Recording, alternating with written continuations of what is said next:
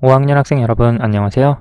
이번 수학 시간에는 분수의 덧셈을 해볼까요? 두 번째 내용을 공부하겠습니다. 수학 교과서는 88쪽, 89쪽입니다.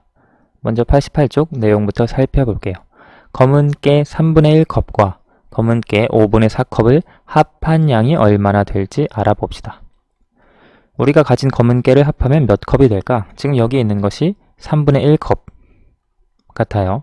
3개로 나눈 것 중에 하나. 그리고 여기 있는 것이 5분의 4컵, 5개로 나눈 것 중에 4개 정도 되는 그와 같은 양인데요. 두 개를 합했을 때 얼마나 될지 아래에 보면 두 친구가 가지고 있는 검은 깨의 양을 각각 그림에 나타내어 보세요. 그림으로 살펴보면 3분의 1은 이 컵에서 이만큼, 이 3분의 1 정도 된다는 걸 알 수 있고요. 두 번째, 5분의 4컵은 5개로 나눈 것 중에 4개, 그러니까 이만큼. 여기 표시한 부분이 5분의 4컵 정도 된다는 것을 그림으로 표현할 수 있습니다. 두 친구가 가지고 있는 검은 깨의 양을 합하면 어느 정도가 될지 어림해 보세요. 지금 이만큼과 이것을 합하면 여기 있는 양을 여기다 넣었을 때 이것보다 넘치겠죠. 따라서 두 친구가 가지고 있는 검은 깨의 양을 합하면 한 컵이 넘을 것 같다. 이렇게 어림을 해줄 수 있습니다. 그렇죠? 이것과 이것을 더했을 때. 그래서 한 컵하고도 조금 더 남는 양이 있지 않을까. 선생님은 그렇게 어림을 해볼 수 있고요. 2번, 3분의 1 더하기 5분의 4를 계산하는 방법을 알아봅시다. 3분의 1과 5분의 4를 각각 그림에 색칠하고 3분의 1 더하기 5분의 4를 계산해 보세요. 우리가 아까 3분의 1을 그림으로 표현한 것이 두꺼운 선 있죠, 지금. 여러분 여기 보면 두꺼운 선이 여기 하나 있고 여기 하나 있습니다. 즉 3개로 나눈 것 중에 하나인데요. 이것을 조금 더 세밀하게 몇 조각으로 나누었냐면 하나, 셋, 넷, 다섯, 여섯, 일곱, 여덟, 아홉, 열, 열하나, 열둘, 열셋, 열넷, 15조각으로 나눈 것 중에 5개입니다. 그렇죠? 그러면 15분의 5로 쓸 수 있죠. 실제로 분수 3분의 1에 분모 분자의 5를 곱해주면 15분의 5로 표현할 수 있습니다. 5분의 4 같은 경우 우리가 그림으로 표현을 했을 때 이 정도였죠. 여기까지 가득 찬 이만큼의 양이었고요. 이것을 조금 더 잘게 표현한 걸로 살펴보면 마찬가지로 15개의 조각으로 나누었을 때 3, 6, 9, 12, 15분의 12로 표현할 수 있습니다. 실제 5분의 4에서 분모 분자에 3을 곱해주면 15분의 12로 나타낼 수 있습니다. 자, 그러면 이것을 가지고 그림으로 표현을 할 때 여기에서 보면 첫 번째 5개 1, 2, 3, 4, 5 여기까지 이렇게 15분의 5, 즉 3분의 1을 채울 수 있고요. 여기 5분의 4는 좀 다른 색, 연두색으로 표현을 해볼게요. 지금 12칸을 색칠을 해야 하죠. 하나, 둘, 셋, 넷, 다섯, 여섯, 일곱, 여덟, 아홉, 10칸 10칸까지 여기 색칠을 하고요. 12개를 색칠해야 된다고 했으니까 2개가 남죠. 남는 2개를 이쪽 여기에 이렇게 색칠해 줄 수 있습니다. 그러면 실제로 3분의 1과 5분의 4를 합하니까 한 컵이 조금 더 넘게 나왔죠. 이것을 식으로 표현하면 3분의 1 더하기 5분의 4 이것을 지난 시간에 공부한 대로 분모가 다르니까 분모가 같은 분수의 덧셈으로 바꿔주는 거예요. 즉 통분을 하는 거죠. 3과 5의 최소 공배수가 15, 3과 5의 곱도 15죠. 따라서 15를 공통분모로 통분을 해주면 15분의 5 더하기 15분의 12로 쓸 수 있고요. 이걸 계산하면 15분의 17이거든요. 이렇게 가분수 형태로 표현해 줄 수도 있고요. 여기에서 보면 이 그림을 가지고 생각을 해보면 한 컵이 가득 찼죠. 그래서 1입니다. 그리고 여기 두 번째 컵을 보면 15개로 나눈 것 중에 2개만큼 차 있죠. 따라서 15분의 2 컵이라고 얘기할 수 있고요. 그러면 하나의 컵이 가득 차 있고 그 다음 15분의 2 컵만큼 차 있습니다. 이것을 분수로 표현하면 1과 15분의 2 컵이라고 할 수 있겠죠. 사실 이 1과 15분의 2 대분수는 15분의 17을 이 가분수를 대분수로 표현하는 것과 같습니다. 그리고 다음 3분의 1 더하기 5분의 4를 계산하는 방법을 설명해 보세요. 이것은 지난 시간에 했던 대로 분수를 통분하여, 이제 통분을 했다는 건 분모를 똑같이 만들어 준 것이죠. 통분하여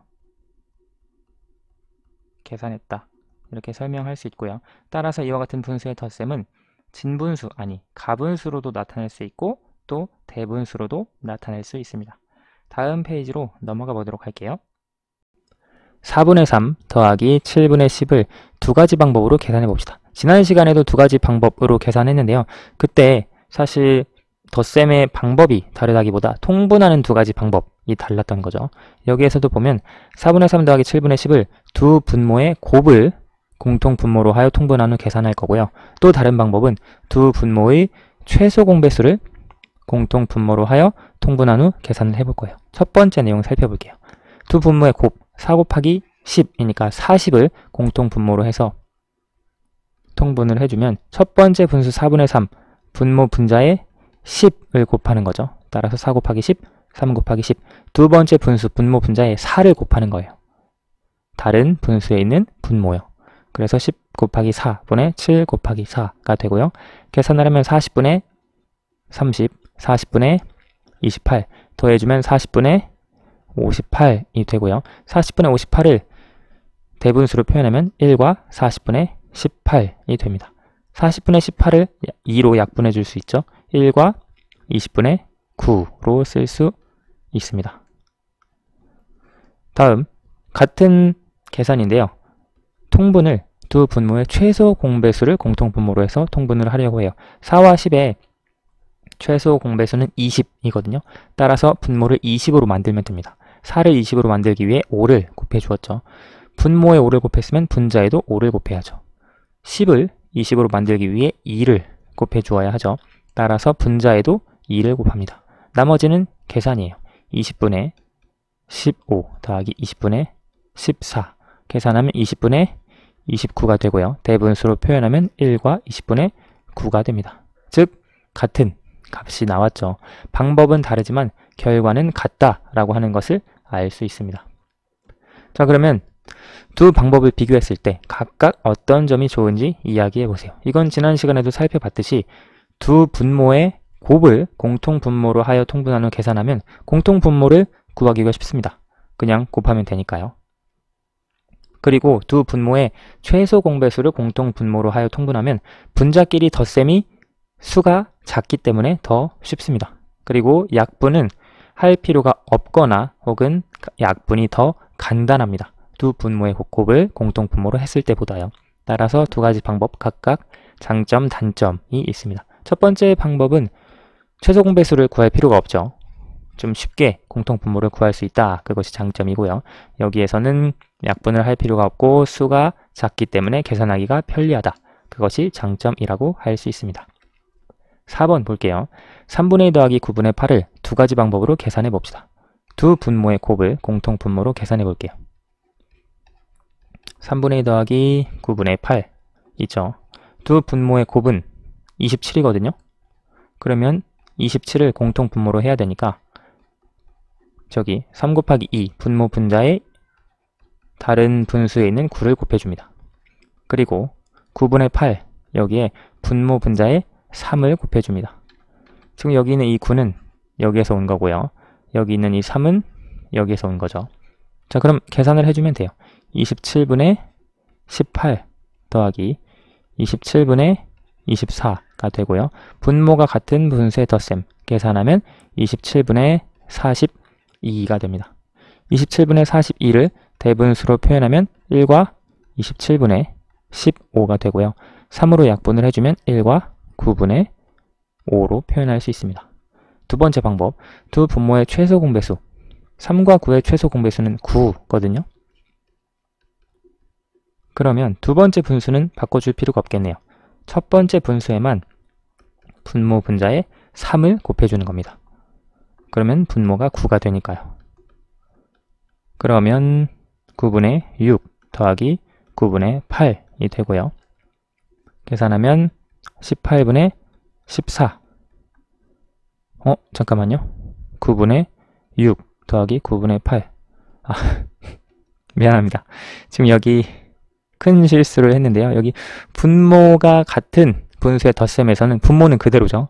이건 4학년 때 배운 내용인데 9분의 14가 됩니다. 따라서 9분의 14는 1과 9분의 5로 표현할 수 있습니다. 그래서 결과는 같죠. 따라서 방법 두 가지가 있다는 것을 기억해 두시면 되겠습니다. 5번 아이스크림 1개를 만드는 데 필요한 우유는 6분의 5컵, 케이크 1개를 만드는 데 필요한 우유는 9분의 4컵입니다. 아이스크림 1개와 케이크 1개를 모두 만드는 데 필요한 우유의 양을 구해봅시다. 이 문제는 영상 정지해 보시고 여러분 스스로 한번 풀어보세요. 식을 세우고 그 식을 세운 다음 지금 앞에서 선생님이 설명한 계산대로 계산을 해주면 됩니다. 영상을 잠깐 정지하시고 풀어보세요.